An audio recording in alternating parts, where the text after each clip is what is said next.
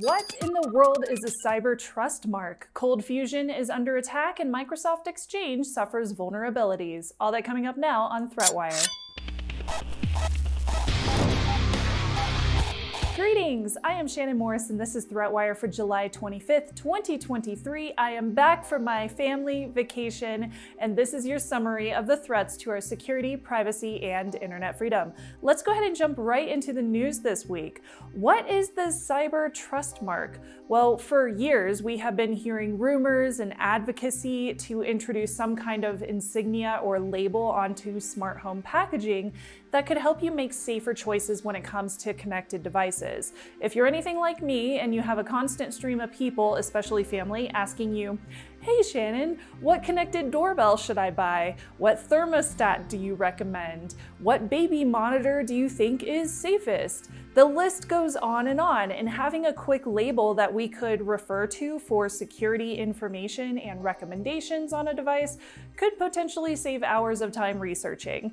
This could also be a huge benefit to consumer privacy and security. So the Cyber Trust Mark is a certification and labeling program proposed by the Federal Communications Commission, or the FCC, and it is set to launch next year. The whole idea behind this is to get smart device vendors to voluntarily commit to this program, ensuring their products meet some serious cybersecurity criteria from the National Institute of Standards and Technology, or NIST. That could include anything from unique and strong default passwords, data protection, software updates, and incident detection capabilities. If a product ends up checking all those boxes, it gets labeled with this distinct shield logo. You spot that logo and you know it's gone through that NIST-approved security screening. So the goal is to make it easier for consumers to know if their smart thermostat, their sprinkler controller, their baby monitor is secure without having to do hours of research before hitting that buy button. So what do the different colors mean for all of these different codes? Because there's several different proposed colors. Well, that's also up for debate. NIST has some suggestions like encrypted transmission and storage, software updates, and control over passwords and data retention, but there's no definitive decision just yet. Each cyber trust mark will come with some kind of QR code that gives you all of the details about how that particular device earned its shield shade, but it is complicated. Some IoT devices have multiple interconnected devices inside of them, like routers do. And how do you rate the cloud server or the smartphone application that connects to the device? What about products that get major updates that the box does not actually reflect? And data privacy, does that actually count as security as well? Well, Carnegie Mellon University SciLab is pushing for more transparency on the product packaging regarding data collection, not just dumping it all onto a QR code that people would have to pull up. There's still a lot of details to work out, but I'm feeling pretty optimistic about this because major players like Amazon, Google, Best Buy, LG Electronics, Logitech, and Samsung Electronics have already jumped on board. These are some of the biggest names in the industry, and they are ready to include this labeling on their own product packaging. Now, the FCC is waiting to hear from stakeholders. They are trying to figure out what devices should be labeled, who should oversee the program, who should verify the standards, and handle consumer education. For starters, though, NIST is already working on defining a set of security requirements for consumer-grade routers by the end of this year. The Department of Energy is also working on labeling for smart meters and power inverters. It is a step in the right direction to make our connected lives a little bit safer, but there are still plenty of challenges to work out. Keep an eye out for more updates and discussions as this initiative progresses. Attackers are taking advantage of several vulnerabilities in Adobe's ColdFusion servers to wreak havoc and gain remote access to vulnerable systems. Researchers at Rapid7 spotted threat actors chaining together exploits to bypass authentication and remotely execute all sorts of commands to install web shells on these servers. The vulnerabilities in question are an access control bypass flaw, which is known as CVE 2023-29298, And there's a critical remote code execution vulnerability. That one is labeled as CVE 2023-38203 with a severity score of 9.8. Now, Adobe has first disclosed the authentication bypass flaw, which was the 29298 back on July 11th.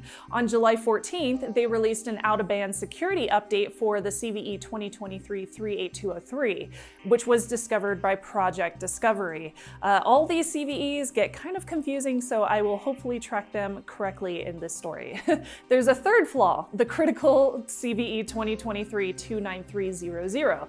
That vulnerability has a security score of 9.8 as well, and that one allows unauthenticated attackers to remotely execute commands on vulnerable ColdFusion servers.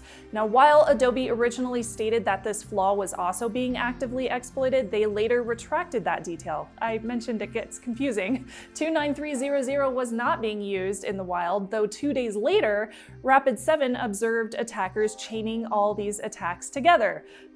So there was a proof of concept exploit for this vulnerability that was shared via a blog post by Project Discovery, but that has since been taken down after they initially posted it on July 12th.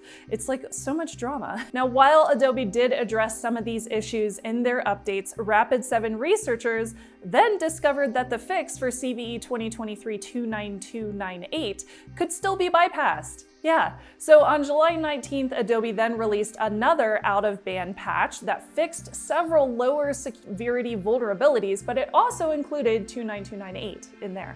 Now, Adobe recommends that administrators lock down their ColdFusion installations to boost security.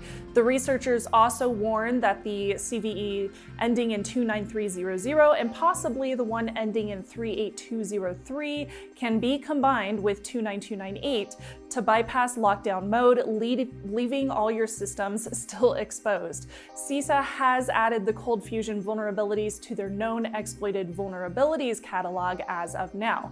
So, at the end of this whole confusion and all this debacle, to protect your own installation at this point in time, at time of recording, it is crucial to update to the latest available version of ColdFusion, especially the one that addresses 38203. And that should help prevent that full exploit chain of all those different vulnerabilities working together. It's a lot, I know. Biggest of shout outs to my Patreon supporters, especially my golden s'mores and their fur babies for making the show completely possible since we don't have YouTube ads on the show at all.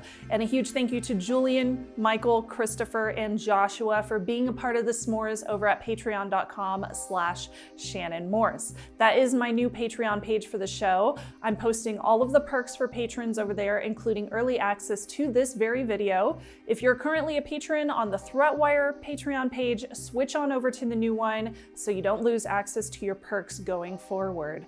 Let's go ahead and finish out today's episode with my last top story about Microsoft, who's having a very terrible month. Microsoft and the Ukraine CERT have issued a warning about a notorious hacking group called Turla, believed to be linked to Russia's Federal Security Service, or their FSB. These state-sponsored attackers are targeting the defense industry and Microsoft Exchange servers with a sneaky new malware backdoor named Delivery Check. Delivery Check starts with some phishing emails that contain malicious Excel attachments. When victims fall for that bait and they open those attachments, malicious macros inside execute a PowerShell command, creating a scheduled task that pretends to be a Firefox browser updater. This actually downloads and launches the Delivery Check backdoor within memory. Now, once activated, Delivery Check connects to the threat actor's command and control server, allowing them to remotely control the infected devices and deploy further malware payloads. Now, what sets Delivery Check apart is its server-side component that targets Microsoft Exchange servers. This turns all those servers into command and control centers for their malicious activities. And this component, installed using the desired state configuration, automatically loads a Windows executable, transforming the Exchange server into that dangerous malware malware distribution hub. Ooh, yikes. The Turla Group is also deploying a nasty information stealing backdoor, which they are calling Kazuar, or Kazuar. This tool lets them steal data from event logs, system files, and even snatch authentication tokens and credentials from various programs. They are even after Signal desktop messaging app files, giving them access to private Signal conversations. Now, while Microsoft and CertUA are working hard to detect and mitigate this threat, there's still work to be done. As of time of recording, only 35 out of 70 vendors on VirusTotal have detected the submitted delivery check sample as malware. More vendors are likely to catch up soon, so that number will likely increase. Now, along with this news, we have some other Microsoft news. Another APT group, which is called Storm 0558 out of China, gained access to Exchange Online and Outlook.com accounts via a stolen signing key. According to Redmond's July 12th disclosure, the breach hit about 24 organizations. The attackers exploited a now patched flaw, allowing for forged signatures to access tokens and impersonate accounts in targeted organizations, including government agencies in the United States and Western Europe. Although Microsoft had initially stated that only Exchange Online and Outlook were impacted, Wiz actually found that the hackers could impersonate any account within any impacted customer or cloud-based Microsoft application. After the breach, Microsoft ended up revoking all valid MSA signing keys to prevent any further unauthorized access. Now, after that, CISA later urged Microsoft to expand access to their cloud logging data for free, which apparently you had to pay for that? Due to the onslaught of recent issues, which Microsoft did agree to. Now, make sure to stay vigilant against any kind of phishing emails and be extra cautious with email attachments, especially those Excel files. We can't have y'all clicking on those. Keep your systems and software up to date, and make sure to have reliable antivirus and cybersecurity solutions in place. Now, to end this video, I wanted to close out today's episode by saying a thank you to Kevin Mitnick, who just passed away from battling cancer, if you did not hear the news.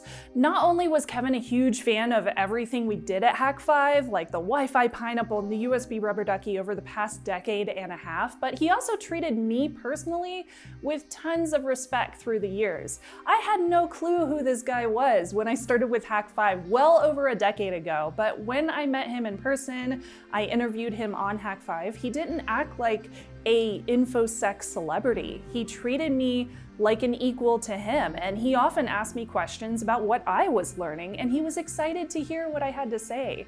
So whether you liked him or not, he's a big reason why so many folks got interested in this industry and why so many of our services in our networks are safe now. It's because he introduced so many people to that as an option for their own careers. I'm grateful to have known him, so thank you, Kevin. You will be missed. I'm Shannon Morse. Stay vigilant, stay secure, and I will see you on the internet.